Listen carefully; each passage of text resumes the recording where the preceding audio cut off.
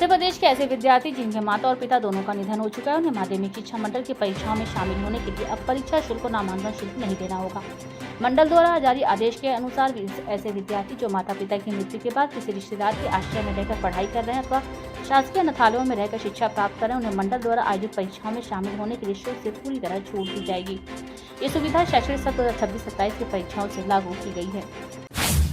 Supreme court ने शुक्रवार को बार काउंसिल ऑफ इंडिया के अध्यक्ष मनन कुमार मिश्रा को फटकार लगाई। देश के मुख्य न्यायाधीश सूर्यकांत ने इस मामले में बीसीसीआई की भूमिका पर सवाल उठाते हुए कहा कि अगर छात्रों के पास विरोध करने का कोई कारण है तो उन्हें शांतिपूर्ण विरोध प्रदर्शन करने का अधिकार है। छात्र मुझे पत्र भी लिख सकते थे। ये छात्रों और मेरे बीच संवाद है। बीसीसीआई अध्यक्ष कौन होते हैं बेवजह मुद्दा उठाने वाले? दरअसल बार काउंसिल ऑफ इंडिया ने भारत के मुख्य न्यायाधीश के खिलाफ विरोध अभियान के चलते नालंदा विश्वविद्यालय के छात्रों का वकील के तौर पर नामांकन रोकने का आदेश दिया था। राजधानी भोपाल के कोलार क्षेत्र में शुक्रवार को देशभक्ति का अनोखा उत्साह देखने को मिला। चारों ओर तिरंगा लहरा रहा था और देशभक्ति के गीतों से पूरा माहौल गूंज रहा था। मुख्यमंत्री डॉक्टर मोहन यादव ने विशाल तिरंगा यात्रा को हरी झंडी दिखाकर रवाना किया। तिरंगा यात्रा के दौरान मुख्यमंत्री का अलग अंदाज भी देखने को मिला। उन्होंने बच्चों से मुलाकात की, उनके साथ तस्वीरें खिंचवाई और कुछ दूरी तक पैदल चलकर लोगों का अभिवादन किया। इस दौरान बड़ी संख्या में युवा, महिलाएं और वरिष्ठ नागरिक यात्रा में शामिल हुए।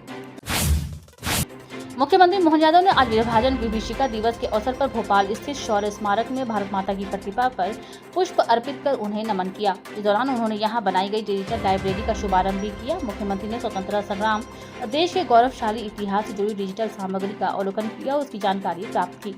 इसके बाद उन्होंने भोपाल दक्षिण पश्चिम विधानसभा क्षेत्र की विशाल तिरंगा यात्रा को शौर्य स्मारक तिराहे से हरी झंडी दिखाकर रवाना किया। ये यात्रा भारत माता चौराहा तक निकाली गई।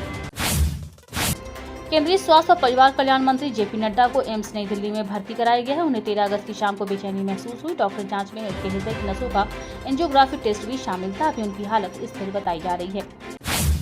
लोकसभा में विपक्ष के नेता राहुल गांधी ने बीजेपी आरएसएस पर मनुवादी सोच को बढ़ावा देने का आरोप लगाया। उन्होंने ये बात कांग्रेस अध्यक्ष मल्लिकार्जुन खड़गे की हल्द्वानी रैली के बाद मंच के शुद्धिकरण को लेकर कही। राहुल ने गुरुवार को प्लेटफॉर्म एक्स पर लिखा कि ये ऐसी मानसिकता है जो आज भी इंसान की हैसियत उसके जन्म से तय करती है, न कि समानता और इंसानियत से। कांग्रेस ने इस मुद्दे पर 14 अगस्त को देश भर की जिला मुख्यालयों में मार्च और सत्याग्रह करने का ऐलान किया है। जापान की राजधानी टोक्यो से सटे चिबा प्रांत में गुरुवार रात महज 1 घंटे में 115 मिलीमीटर बारिश हुई। ये सामान्य तौर पर पूरे अगस्त महीने में होने वाली बारिश के बराबर है। मूसलाधार बारिश के बाद कई इलाकों में बाढ़ और भूस्खलन की स्थिति बन गई, जिसमें अब तक 4 लोगों की मौत हो चुकी, जबकि 5 घायल भी हुए हैं। भारी बारिश के कारण नारिता एयरपोर्ट पर 7,000 यात्री रात भर फंसे रहे, जबकि 4 लाख से ज्यादा लोगों को घर छोड़कर सुरक्षित स्थानों पर जाने का आदेश देना पड़ा। अमेरिकी राष्ट्रपति डोनाल्ड ट्रंप ने अनमैन्ड ड्रोन और उनके कंपोनेंट्स के आयात पर 100% तक का टैरिफ लगाने का ऐलान किया। अमेरिका ने राष्ट्रीय सुरक्षा कारणों और चीनी कंपनियों के वर्चस्व वाले इस सेक्टर में दूसरे देशों पर निर्भरता कम करने के उद्देश्य से ये फैसला लिया है। इस फैसले से अमेरिका में ड्रोन और उनके कंपोनेंट्स का घरेलू प्रोडक्शन बढ़ेगा और विदेशी सप्लाई चेन पर निर्भरता कम होगी। पाकिस्तान के प्रधानमंत्री शहबाज शरीफ ने सिंधु जल समझौते को लेकर भारत को एक बार फिर धमकी दी है। उन्होंने कहा कि अगर उसे रोकने या कम करने की कोशिश हो तो उसका मुंह तोड़ जवाब दिया जाएगा। प्रधानमंत्री शहबाज ने गुरुवार को इस्लामाबाद में एक कार्यक्रम में अपने भाषण में एक बार फिर सेना प्रमुख फील्ड मार्शल आसिम मुनीर की तारीफ करते हुए दावा किया कि उनके नेतृत्व में पाकिस्तान ने भारत को हराया। ऑस्ट्रेलिया के खिलाफ टेस्ट मैच में बांग्लादेश ने पहली पारी में 153 रन की बढ़त बना ली है। टीम ने दूसरे दिन तक खेल खत्म होने तक 6 विकेट पर 351 रन बनाए हैं। डार्विन क्रिकेट ग्राउंड पर खेले जा रहे मुकाबले में ओपनर तंजीद हसन तमीम ऑस्ट्रेलियाई जमीन पर टेस्ट की सेंचुरी लगाने वाले पहले बांग्लादेशी बने। उन्होंने पहला टेस्ट शतक जड़ते हुए 8 चौके और 1 छक्के की मदद से 101 रन बनाए। कप्तान नजमुल हुसैन शांतो ने 84 रन की पारी खेली। इससे पहले दिन ऑस्ट्रेलिया की टीम 198 रन पर ऑल आउट हो गई थी। बांग्लादेश की ओर से हसन महमूद ने 6 विकेट लिए थे।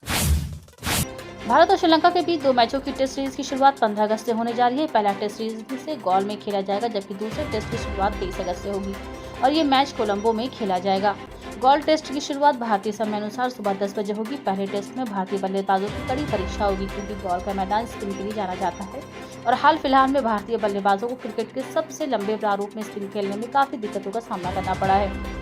स्पिन ट्रैक पर भारत अपने घर में न्यूजीलैंड और दक्षिण अफ्रीका के खिलाफ क्लीन स्वीप का सामना कर चुका है। ऐसे में टक्कर दिलचस्प रहने वाली है। मध्य प्रदेश में मानसून की गतिविधियों के चलते विभिन्न इलाकों में लगातार बारिश दर्ज की जा रही है। मौसम वैज्ञानिक अरुण शर्मा ने बताया कि पश्चिम मध्य प्रदेश के नीमच जिले में सबसे अधिक 50.8 मिलीमीटर बारिश दर्ज की गई। वहीं पूर्वी मध्य प्रदेश के अधिकतर हिस्सों में व्यापक रूप से बारिश देखने को मिली। सिंगरौली जिले में सर्वाधिक 101.0 मिलीमीटर बारिश रिकॉर्ड की गई।